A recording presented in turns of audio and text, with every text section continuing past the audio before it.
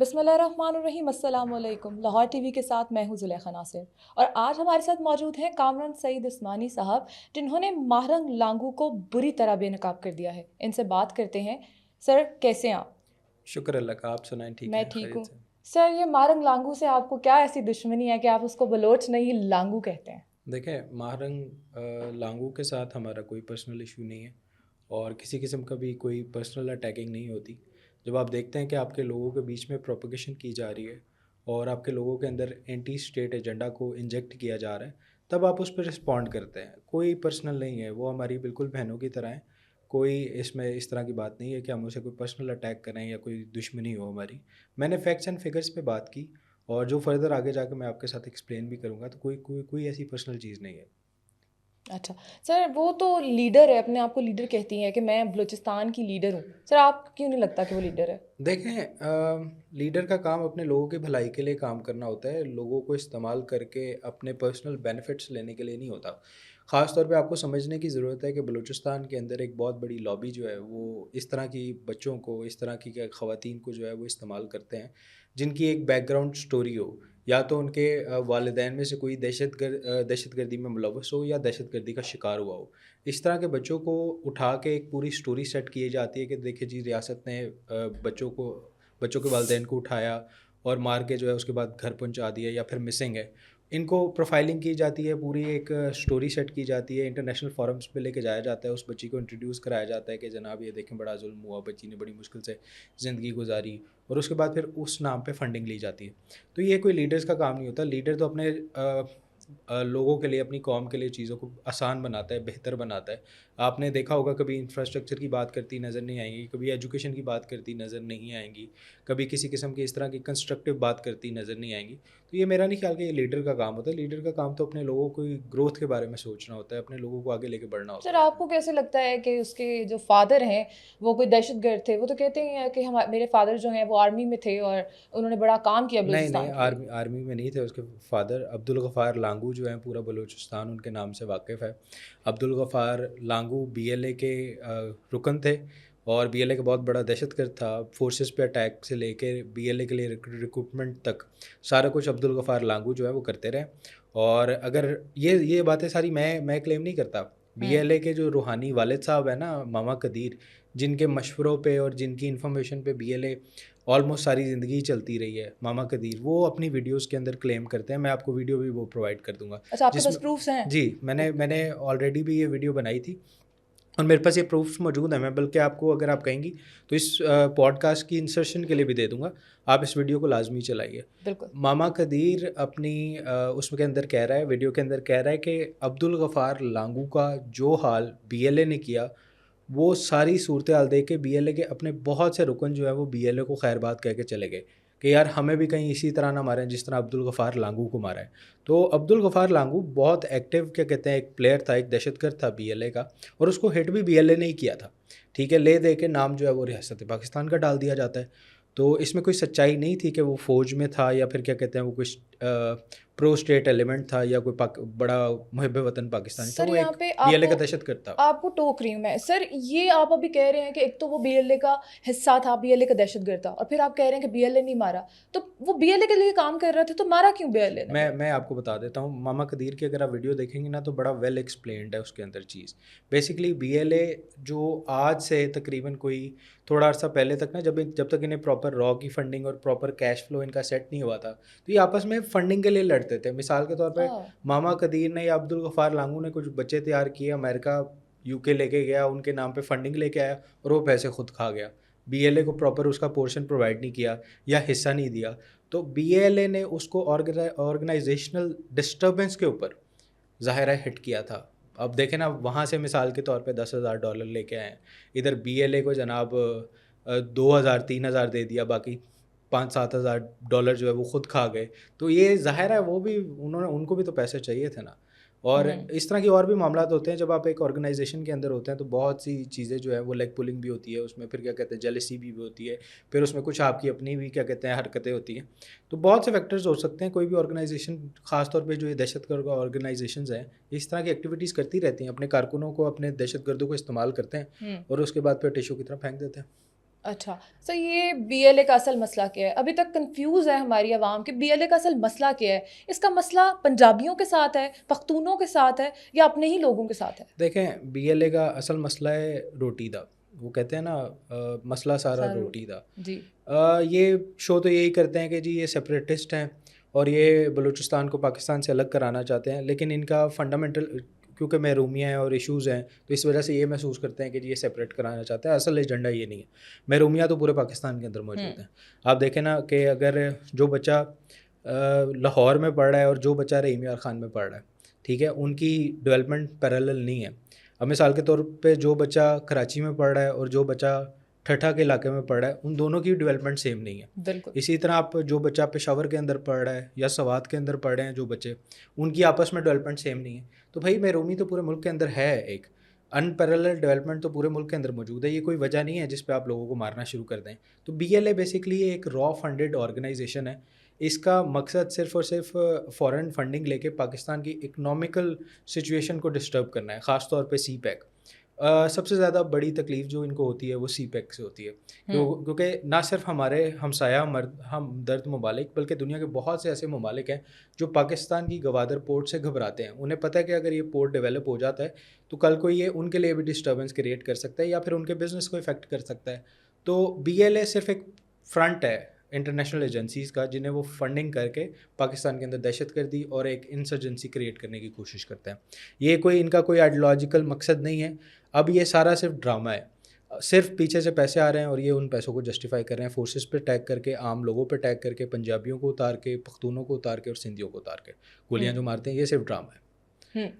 سر یہ ابھی تھوڑے دن پہلے جو ہیں یہ دہشت گردوں کو اپنے جو بھائی ہیں ان کو لینے پہنچ گئی تھیں ہسپتال ان کی لاشیں، تو تب ان کو کیوں یاد نہیں آیا جب جعفر آباد جو ہے ٹرین حادثہ ہوا تھا اور اس میں ہمارے جو پاکستانی ہیں، ہمارے پاکستانی بھائی جو ہیں وہ شہید ہوئے تھے، تب یہ کیوں نہیں بولی اور یہ دہشت گردوں کی لاشیں لینے پہنچ گئی؟ یہی تو سوال ہے. ایکچوئل کتنے افسوس کی بات ہے. اور وہاں جا کے کہا جا رہا ہے کہ جناب کس مہذب معاشرے کے اندر دہشت گردوں کی لاشیں واپس نہیں کی جاتی. آپ نے اسٹیٹ نے مارنا تھا مار دیا، اب تو وہ مر گئے، لاشوں کے ساتھ آپ کا کون سا انتقام ہے؟ بی بی سے یہ بھی تو پوچھا جانا چاہیے نا کہ کس مہذب معاشرے کے اندر بچوں کو اتار کے ٹرینوں سے مارا جاتا ہے، عورتوں کو مارا جاتا ہے، دوسرے صوبے سے آئے ہوئے مہمانوں کو مارا جاتا ہے، ڈاکٹرز کو مارا جاتا ہے، انجینئرز کو مارا جاتا ہے، یا پھر کیا کہتے ہیں جو فارنرز آپ کے ملک میں آ کے مزدوری کر رہے ہیں، جو آپ کے ملک کے اندر آ کے ڈیولپمنٹ کا کام کر رہے ہیں، آپ کے ملک کی گروتھ کی بات کر رہے ہیں، ان کو مارا جاتا ہے. کس مہذب معاشرے میں یہ سب کچھ ہوتا ہے؟ لیکن ظاہر ہے اپنے آقاؤں کو خوش کرنا ہوتا ہے، آپ نے جسٹیفائی کرنا ہوتا ہے جو پیسے لیے ہوتے ہیں، تو پھر یہ ساری چیزیں تو کرنی پڑتی ہیں. بہرحال خاتون کے بارے میں بھی میں آپ کو تھوڑا بتاتا چلوں کہ ڈاکٹر ماہرنگ کہا جاتا ہے. یہ ڈاکٹر جو ورڈ لگا، یہ ورڈ لگنے میں بھی مطلب ڈاکٹر بننے میں بھی سب سے بڑا جو کردار ہے وہ ریاست پاکستان کا ہے. خاتون کا رزلٹ کارڈ بھی میں آپ کے ساتھ شیئر کر دوں گا. 57.29% ان کے مارکس بنتے ہیں ایگریگیٹڈ. اور بلان میڈیکل کالج کا جو میرٹ تھا 2013 میں، کوئی بھی گوگل کر سکتا ہے، بلان میڈیکل کی ویب سائٹ موجود ہے، بلکہ میں بھی آپ کو پرووائڈ کر دوں گا. اس کا ایگریگیٹڈ میرٹ جو تھا وہ 77 سے لے کے 80% تک تھا. اب آپ اندازہ کیجئے کیا ایسے پاسبل ہے، ایون پنجاب میں پاسبل ہے کہ کسی بچے کے 57.29% مارکس ہوں، میرٹ 80% پہ جا رہا ہے اور اس کو ایڈمیشن مل جائے؟ پاسبل نہیں ہے.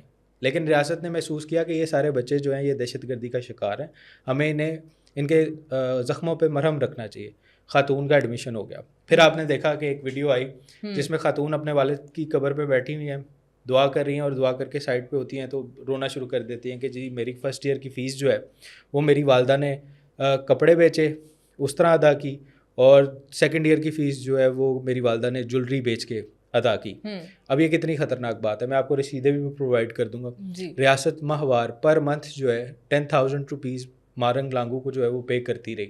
اب آپ مجھے بتائیں سالانہ فیس جو ہے بلان میڈیکل کالج کی یا بلان میڈیکل کمپلیکس کی وہ 5,000 ہے.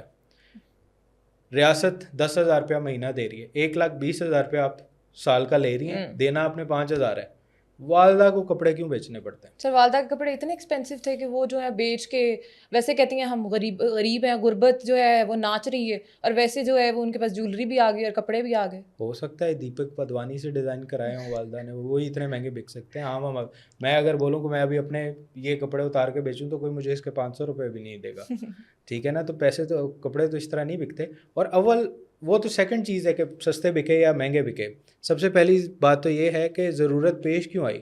جب ریاست آپ کو پے کر رہی ہے اور بہت زیادہ ایکسٹرا پے کر رہی ہے، آپ نے سال کا صرف 5,000 دینا ہے، تو آپ کی والدہ کو کپڑے یا پھر جولری بیچنے کی ضرورت کیا ہے؟ یہ بھی صرف ایک سمپتی لینے کا طریقہ ہے، ڈرامہ کریٹ کرنے کا طریقہ ہے کہ ایک سٹوری بنانی ہوتی ہے نا، جو آپ انٹرنیشنل فورمز کے سامنے جا کے کہیں کہ دیکھیں جی پہلے میرے والد صاحب کو مار دیا، پھر بڑی ہارڈ شپس کے بعد میں نے پڑھائی اپنی کمپلیٹ کی، میری والدہ نے کپڑے بیچ دیے، جولری بیچ دی، بڑے مشکل حالات میں ہم لوگوں نے زندگی گزاری اور اب میں یہاں تک آ گئی ہوں اور یہ وومن امپاورمنٹ ہو گئی ہے. مدر ٹریسا 2.0 بننا چاہ رہی جی ہیں. جی 2.0. ٹھیک ہے سر، یہ جو ہماری حکومت ہے یہ ان سرداروں سے کیوں نہیں پوچھتی ہے جو سردار وہاں پہ بیٹھے ہوئے ہیں اور وہ سارے فیصلے بھی کرتے ہیں، ان سے کیوں نہیں پوچھا جاتا کہ یہ کیا حالات کریٹ کر دیے گئے ہیں؟ دیکھیں میں یہ سمجھتا ہوں کہ یہ جو سچویشن ہے نا اس ٹائم پہ بلوچ سرداروں کے ہاتھ سے نکل چکی ہے. اب یہ عام لوگوں کے ہاتھ میں، اور اس طرح کے جو مہرنگ ٹائپ ٹراؤٹس ہیں یہ اب چیزیں ان کے ہاتھ میں ہیں. کیونکہ سرداروں نے تو جہاں تک مجھے نظر آتا ہے نا، کچھ ظاہر ہے بلوچستان کے بہت سے سرداروں کو اور سچویشنس کو میں سمجھتا ہوں، وہ ساری اس سچویشن سے نا دور رہنے کی کوشش کر رہے ہیں. اس کی وجہ یہ ہے کہ بچوں کا ٹوٹل دماغ ان لوگوں نے وہاں پہ خراب کر دیا ہوا تھا، اور وہ چاہتے ہیں کہ وہ اس سارے معاملے کے اندر خود کسی طرح ذلیل نہ ہو جائے. تو اس وجہ سے وہ چاہتے ہیں کہ ہم ذرا تھوڑا ڈسٹنس پہ رہیں. سردار اختر جان مینگل جو ہیں وہ تھوڑے ایکٹیو نظر آتے ہیں، لیکن ان کی بھی اتنی کوئی خاص ان کے لوگوں پہ گرپ نہیں ہے. تو میں یہ سمجھتا ہوں کہ جیسے جیسے لوگوں کے سامنے سچ سامنے آئے گا نا، جیسے ہم نے بھی چیزیں پرووائڈ کی، ہم نے ایویڈنسز دیے، تو لوگ سمجھ جائیں گے کہ ان کا تو اپنا پرسنل ایجنڈا ہے.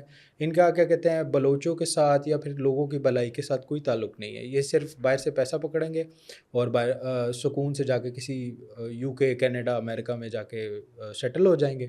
اس کے علاوہ ان کا کوئی ایجنڈا نہیں ہوتا. مطلب آپ دیکھ لیں یہ اپنے لوگوں کی بھلائی کی بات نہیں کریں گے، کچھ نہیں کریں گے. ان کے جو پریویس لیڈرز ہیں، اربیار مری کو دیکھ لیں یا جتنے بھی باہر بیٹھے ہوئے ہیں، وہ سارے اپنی عیاشی کی زندگی گزار رہے ہیں. انڈین میڈیا چینلز پہ جا کے کلیم کرتے ہیں کہ جناب دیکھیں ہمارے لوگ جو ہیں وہ لڑ رہے ہیں اور ہم لوگ ریاست پاکستان کو اس طرح ناخن چنے چبوا دیں گے، یہ کر دیں گے، وہ کر دیں گے. پیسے پکڑتے ہیں، باہر بیٹھتے ہیں، ان کا اس کے علاوہ کوئی ایجنڈا نہیں ہے. سر پنجابی تو ہمیشہ ان کے لیے بھلائی کا ہی سوچتے ہیں. پنجاب کی ہر یونیورسٹی میں بلوچیوں کے لیے سیٹس ہیں، کیا بلوچستان میں بھی پنجاب کے بچوں کے لیے کوئی سیٹس رکھی گئی؟ دیکھیں میں آپ کو بتاؤں زلیخا، آپ نے اس ڈویژن کو بالکل اپنے مائنڈ میں نہیں لے کے آنا کہ یہ پنجابی، بلوچ، سندھی یا پٹھان آپس میں لڑ رہا ہے. بلوچ میرے سے بڑا پاکستانی ہے، براوی مجھ سے بڑا پاکستانی ہے، لانگو میرے سے بڑا پاکستانی ہے. ٹھیک ہے. اس کی وجہ یہ کہ ہمارے پاس تو اور آپشن کوئی نہیں تھی نا. جو پنجاب میں رہتے ہیں انہوں نے تو پاکستان کا حصہ بننا ہی تھا. لیکن بلوچستان میں شاہی جرگہ ہوا جس میں 4 ممبرز نے پاکستان کے حق میں فیصلہ دیا اور 3 خاموش رہے. 4 آؤٹ آف 7 جو ہے انہوں نے فیصلہ کیا اور پاکستان کا حصہ بنا بلوچستان. تو یہ بائی چوائس پاکستانی ہے. اس وجہ سے کوٹا تو ہے وہاں بھی ہوگا. اگر کوئی پنجابی جا کے اپلائی کرتا ہے تو اس کو مل جائے گا ایڈمیشن، کوئی اتنی بڑی بات نہیں ہے. یہ بلوچ نہیں ہے، یہ بلوچ نہیں ہے یہ جو مار رہے ہیں، یہ اینٹی اسٹیٹ ایلیمنٹس ہیں. یہ پاکستان کو ڈیوائڈ کرنا چاہتے ہیں، پاکستان کو توڑنا چاہتے ہیں. 99% بلوچستان کے لوگ جو ہیں بلوچ، چاہے اس میں کوئی بھی کمیونٹی ہے، براوی ہے، لانگو ہے، بلوچ ہیں، بگٹی ہے، مری ہیں، رائسانی ہیں، یا کوئی بھی کمیونٹی ہے، مزاری ہیں، کوئی بھی ہے، وہ سارے محب وطن لوگ ہیں، پرو پاکستانی لوگ ہیں. ٹھیک ہے. وہ پاکستان سے محبت کرنے والے لوگ ہیں. بالکل بھی ہم یہ محسوس نہیں کر سکتے کہ ہمارے بلوچ بھائی ہمارے اگینسٹ ہیں. یہ جو پنجابیوں کو اتار کے وہاں پہ مارا جاتا ہے، یا پٹھانوں کو مارا جاتا ہے، یا سندھیوں کو مارا جاتا ہے، یہ سارے جو ہے وہ فورن فنڈڈ لوگ ہیں جو صرف ایک اسپیسیفک ایک اسپیشل ایجنڈا پہ کام کر رہے ہیں. ٹھیک ہے. آخری سوال میرا آپ سے یہ ہے کہ جو مس لانگو ہیں، اگر یہ پاکستان میں نہیں رہنا چاہتی ہیں اور پاکستان نے ان کو اتنے دکھ دے چھڑے ہیں تو یہ چلی کیوں نہیں جاتی یہاں سے؟ ان کو اٹھا کے حکومت باہر کیوں نہیں پھینکتی؟ دیکھیے یہ تو حکومت اس بات کا بہتر جواب دے سکتی ہے کہ حکومت انہیں باہر کیوں نہیں پھینکتے. لیکن جس طرح کے انکشافات ہو رہے ہیں اور جو کنیکشنز سامنے آئیں گے تو مجھے لگتا ہے کہ خاتون جو ہے وہ بڑا اچھا انجام پا لیں گی. جتنا نقصان انہوں نے پہنچانے کی لوگوں کو، اپنے لوگوں کو، بلوچ قوم کو، اور کیا کہتے ہیں خاص طور پہ اداروں کو، سارے سسٹم کو پہنچانے کی کمبائنلی پورے سسٹم کو پہنچانے کی کوشش کی ہے تو ان کو انجام ذرا برا ہی ہوگا. اور جہاں تک آپ بات کریں کہ پاکستان کو چھوڑ کے کیوں نہیں چلے جاتی, مسئلہ یہ ہے کہ یہ تو کاروبار کی جگہ ہے نا, یہاں سے تو پیسے کمانے ہیں. باقی دنیا میں یہ اس طرح کا ڈرامہ اور پروپیگیشنز نہیں چلتی. یہ صرف پاکستان ہی ہے کہ یہاں پہلے پالا جاتا ہے لوگوں کو, پراپر ان کی فیسیلیٹیشن کی جاتی ہے, ان کے کیا کہتے ہیں گھر کے حالات کے مطابق ان کے ایجوکیشن کی اسکالرشپس دی جاتی ہیں, ان کا میڈیکل کالجز میں ایڈمیشن کرایا جاتا ہے, ان کی پوری ٹیک کیئر کی جاتی ہے. اور جب وہ بچہ ریڈی ہو جاتا ہے تو اس کو سمجھ آتی ہے کہ سب سے زیادہ بہترین طریقہ یہ ہے کہ بکواس کرو اور باہر سے پیسہ پکڑو اور سکون سے باہر نکل جاؤ. تو جس جگہ سے آپ کو پیسے آ رہے ہوں اس چیز کو چھوڑ کے جایا نہیں جاتا. آپ دیکھیں گی کہ جب تک کوئی بہت بڑی اماؤنٹ آفر نہیں ہو جائے گی یہ یہیں پہ بھونکتے رہیں گے, یہ کبھی بھی پاکستان چھوڑ کے نہیں جائیں گے. بالکل. Morning Lango as mother Teresa 2.0, ان کا انجام کیا ہوگا آنے والے دنوں میں پتہ لگ جائے گا. ان کا انجام بہت برا ہونے والا ہے. اسی کے ساتھ زلیخا ناصر کو دیجیے اجازت, ایک نئے پروگرام کے ساتھ دوبارہ حاضر ہوں گی. اللہ حافظ.